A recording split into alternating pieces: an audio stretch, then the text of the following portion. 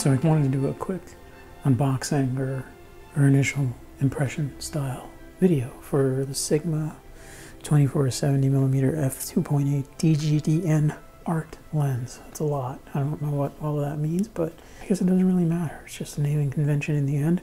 What matters is how well the lens performs. Even though this video is not about the performance of the lens, I have taken it out and shot it a little bit. So let's get it out of the box.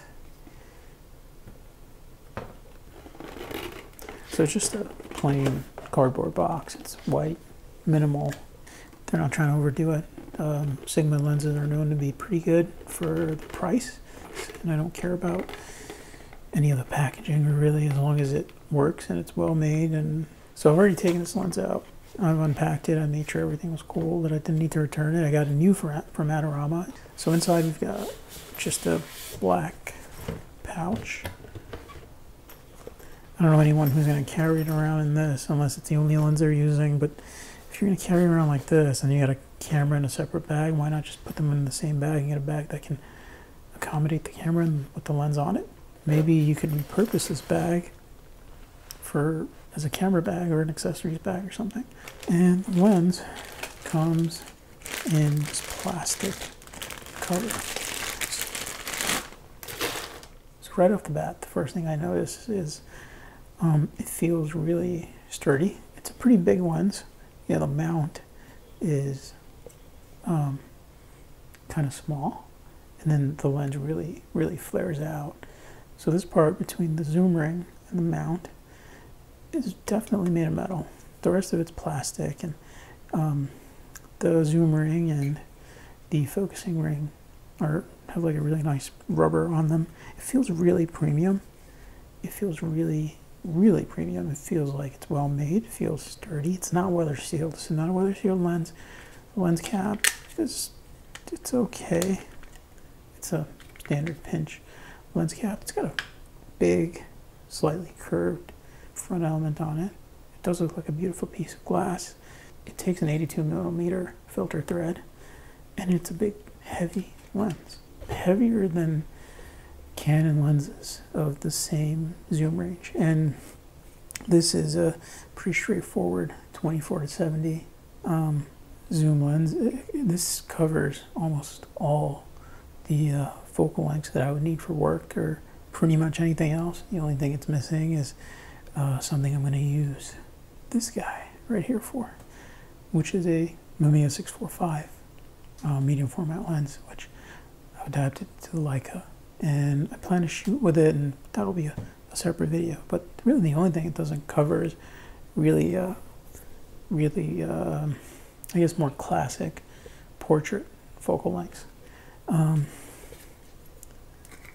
It's got a really well machined mount. There doesn't seem to be, I can't tell where they cut corners aside from this not being an actual Leica lens and not having the Leica branding it as a native L-mount lens. And I wanted to see what the SL would be like with a Sigma L-mount lens, and I didn't want to get the Panasonic 24-70 because it costs way too much, and when I looked up some of the reviews, it didn't seem to be worth the added price tag. It had a few advantages, but not anything that was to the point where I just didn't feel like the Sigma would be a compromise. And it's performed okay so far. The autofocus is good. There are a few weird things about it. Let's get it on the camera, and I guess I'll cover those as I go. AF lock button, automatic and manual focus button. You can switch between them. You can program this. I haven't figured out how to do that with the SL, but you can program that. But yeah, it's a very premium feeling lens. And I thought the SL on its own was a really big camera, but once you attach this lens to it, it's enormous, and you can see how much it flares out. That was a very big combination. I wish it was a little smaller, but if it takes that size to get a certain level of image quality out of it, then I'm totally fine with it. You know, I'm not going to use this as a street lens. I have taken this guy out and I have shot with my Pentax glass, and that's one of the things I love about the SL is you can adapt so many lenses to it and they work really well. It's got a great EVF and the focus peaking is really good. So vintage lenses, especially a lot of my Pentax, this is a 1.8 Takumar. I'm very, very excited, and I've been to Chinatown recently and I shot with this, and it was interesting. And it also, I also tried to shoot video with it, and that was not so good. But I guess those are also videos I can do later. Yeah, so this is a really big combination. It's very heavy. It's a little unwieldy, but it also, you know, it also works to kind of steady your hand. There's one thing I want to do. Let's listen to that shutter.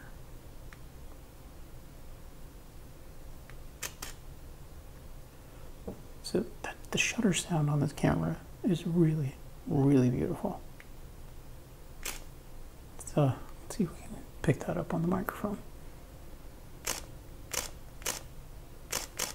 It's like, it just sounds so well made. It sounds so well machined. It's a really, it's like, I don't know if people are particular about shutter sounds, but it's not super loud, and it's just one of the best sounding shutters I've ever heard.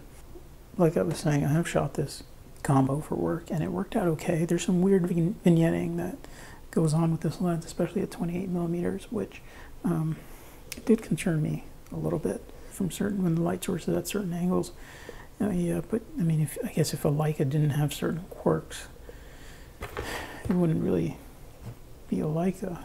Pretty much with every Leica camera system, and even the Q, there were annoying little things. You know what? They're not quirks.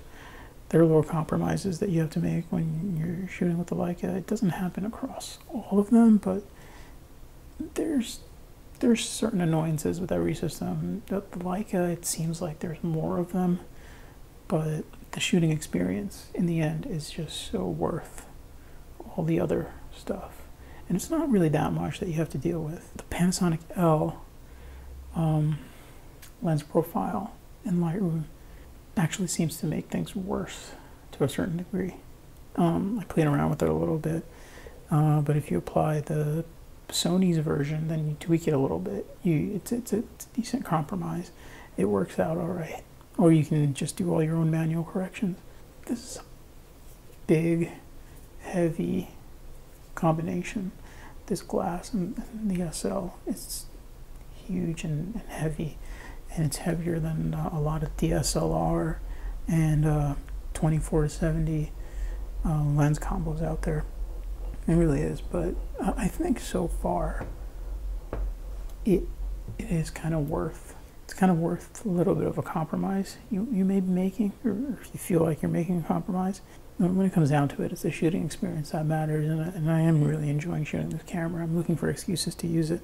I'm probably going to make a few videos about using vintage lenses on it. It's my 50. Oops, sorry. Here we go. The Takumar. Probably going to do a video about that. And I might have to take an actual decent video camera out with it, for instance the X-T3, because there's some weird stuff that goes on with video and the Leica SL in terms of exposure and what you see in the EVF and what your histogram's showing you, and the Leica log is just terrible and it doesn't grade well, and I don't really understand it, and I haven't really worked with it, so hopefully, you know, I'll work with it a little bit more and try to learn it and see what I can get out of it. But this is really what excites me, is the 645 Mamiya lenses. So I'm going to put them just adapted, just with a dumb adapter, and then I also plan on getting the Kip-On. This is an 80, which would be, I think, about a 50 in 35 millimeter format on a 645, but on here I think it's back to an 80. I don't feel like doing the math right now. So you are kind of shooting in this as an 80 millimeter field of view, whatever, on full frame, but when you boost it, it's back down to a 50. So I can't imagine 50 millimeter. Maybe I'll do some more videos about it. And in terms of content, like any input, which lens should I go with? I've got this beautiful 1.1 macro and other Pentax. I'm a huge fan of Pentax vintage glass.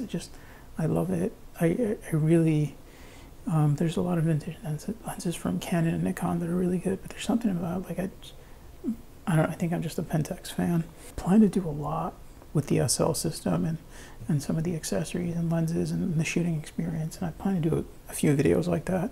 I'm looking forward to it, and if there's any ideas out there about what I should do or what I should shoot, feel free to fire away.